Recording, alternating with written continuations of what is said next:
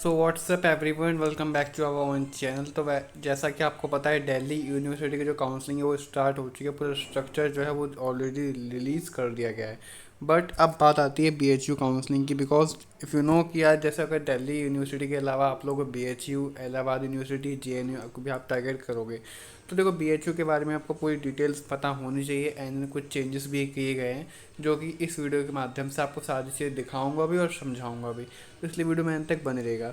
तो first of all, अगर हम लोग बात करें बीएचयू काउंसलिंग की जो डेट्स की मैं बात कर लूँ, तो 15 जुलाई के बाद, जी हाँ, 15 जुलाई के बाद कभी भी स्टार्ट की जा चुकी है, मतलब की जा सकती है।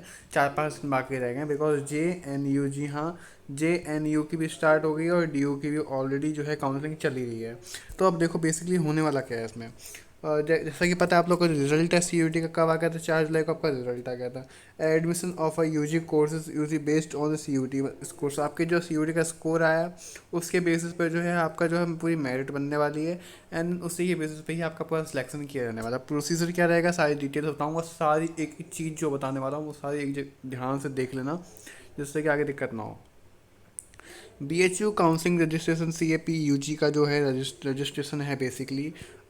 इसमें तो वैसे बताया जा रहा है, आपको पहले मैं बता दूं, BHU conduct UG counselling through the CAP UG portal. आपका सीएपी यूजी पोर्टल जो होता है वहाँ पर आपको काउंसलिंग देखने को मिलेगी। एक्सपेक्टेड किया जा रहा है वैसे लेट जुलाई, मतलब भाई मान के चलो 15 से 20 जुलाई तक आपका खींचेगा।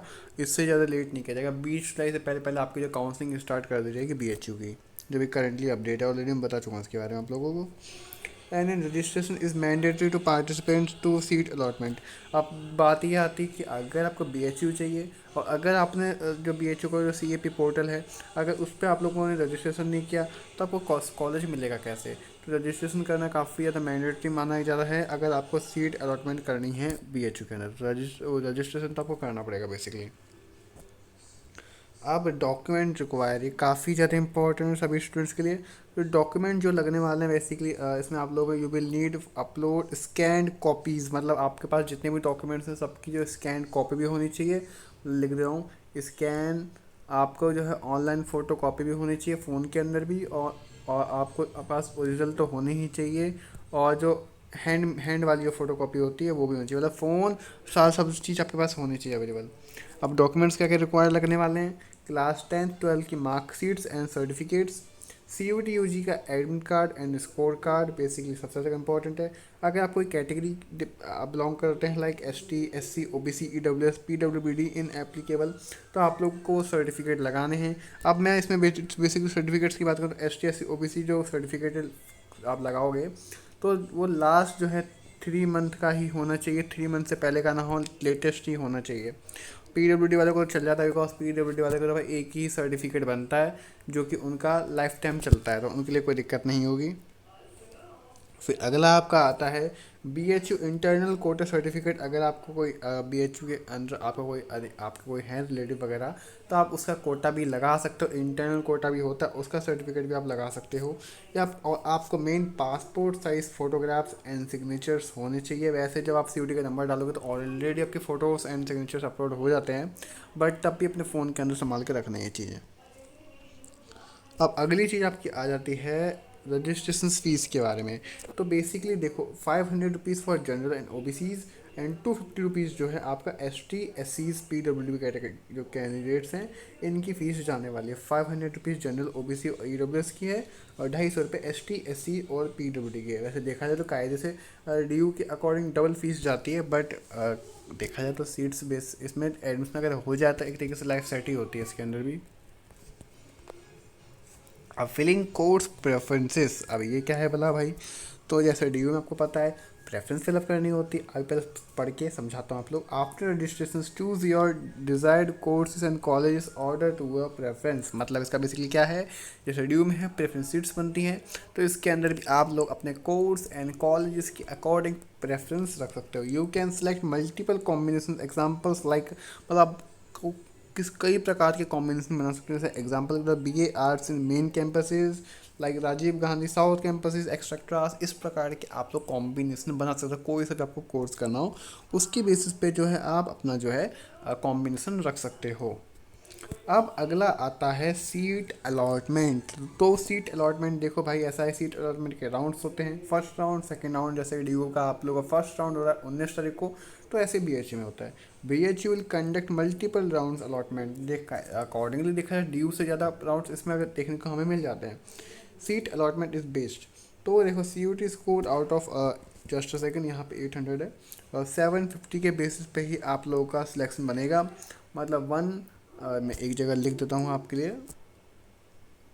1 लैंग्वेज, 1 डोमेन और 1 आपका GT। तो इसके बेसिस पे जो है आप लोगों का पूरी मेरिट बनने वाली है। बाकी कोर्स पे डिपेंड करता है, किसी किसी में आपका सिर्फ GT मांगता है, किसी किसी में जो डोमेन मांग लेता है, तो वो डिपेंड करता है। अब बेस इसमें अगला क्या सीन है, category rank preference order availability of seats. मतलब कैटेगरी कौन सी कैटेगरी की कितनी रैंक की जाने वाली है, कितने मार्क्स पे मिलेगा, और प्रेफरेंस ऑर्डर आपने किस टाइप से प्रेफरेंस बनाई है। मतलब अगर आपको लगता है कि BA आर्ट्स अगर करनी है आप लोगों को मेन कैंपस से, तो उसको पहले रखना, बाद में क्यों रखोगे। अगर मेरे आपके अकॉर्डिंग आपके जो मार्क्स आए हैं 700 में से अगर 600 आ रहे हैं, तो आप टॉप कॉलेजेस को रख सकते हो। अब अवेलेबिलिटी सीट्स मतलब होता है, इसमें आपको पता लगता रहेगा कि कौन सी राउंड राउंड वाइज जैसे राउंड होते जाएंगे आपको पता लगता रहेगा कौन से सीट्स, मतलब कितनी सीट्स खाली हैं कौन से कॉलेजेस में। सीट कन्फर्मेशन के बाद बेसिकली आपको करना क्या होगा, seat confirmation, if you allot a seat, आपको सीट अलॉट हो जाती है, पे कन्फर्मेशन फ़ी। आपको फिर फ़ी पेमेंट करके आपको सीट अपनी बुक करनी पड़ेगी, मतलब कंफर्म करनी पड़ेगी। 2000 rupees if you don't want hostel. अगर आपको हॉस्टल नहीं चाहिए तो 2000 रुपये, अगर आपको हॉस्टल चाहिए तो 4000 रुपये फ़ीस आपको, मतलब 4000 रुपीज़ की फ़ीस डाउन आपको देनी पड़ेगी। तो देखो अगर हॉस्टल चाहिए तो आप ले सकते हो, बट अकॉर्डिंगली मैं ये बोलूँगा कि हॉस्टल्स अगर आप लोग ले लोगे तो ज़्यादा बेस्ट रहेगा, बिकॉज अगर आप PGs वगैरह लोगे तो वो तो ज़्यादा रेंट कॉस्टली पड़ जाता है। And download your provisional admission letter. मतलब आपको जब आपको मिल जाएगा, सीट अलॉट हो जाएगी, तो आपको डाउनलोड कर लेना है प्रोविजनल एडमिशन जो लेटर होता है, वो आपको मिलेगा जब आपको सीट अलॉटमेंट हो जाएगी। अब डॉक्यूमेंट वेरिफिकेशन होगा, जब आप अप्लाई कर दोगे तो आपको जो है डॉक्यूमेंट वेरिफिकेशन होगा। अब पहली बात एक चीज़ है, अब after confirmation receipt you will need to report physically at the allotted faculty college of a document verification. मतलब आपको जो है डॉक्यूमेंट वेरीफाई करवाने पड़ेंगे, वो भी original documents and admission letter के साथ। फिर फर्जी या फिर फोटो कॉपीज नहीं चलेगा, वहाँ पर फिर आप लोगों को ओरिजिनल ही दिखाने पड़ेंगे, तभी जाके आपका काम बनेगा।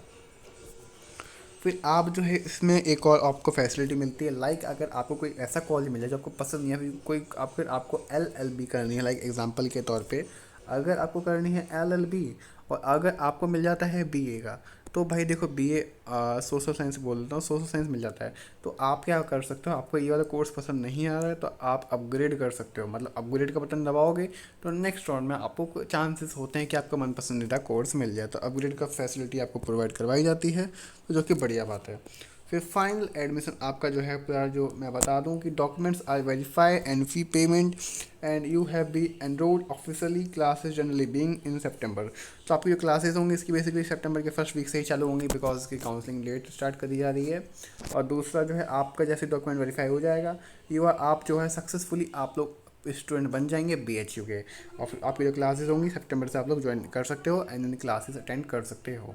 तो इस प्रकार से भाई पूरा प्रोसीजर रहने वाला, फीस सारा कुछ स्ट्रक्चर मैंने सारा कुछ एक्सप्लेन कर दिया है। अगर अब भी कोई डाउट रहेगा तो मेरे को कमेंट में बता देना। मिलते हैं नेक्स्ट वीडियो में। Thank you so much watching, till then.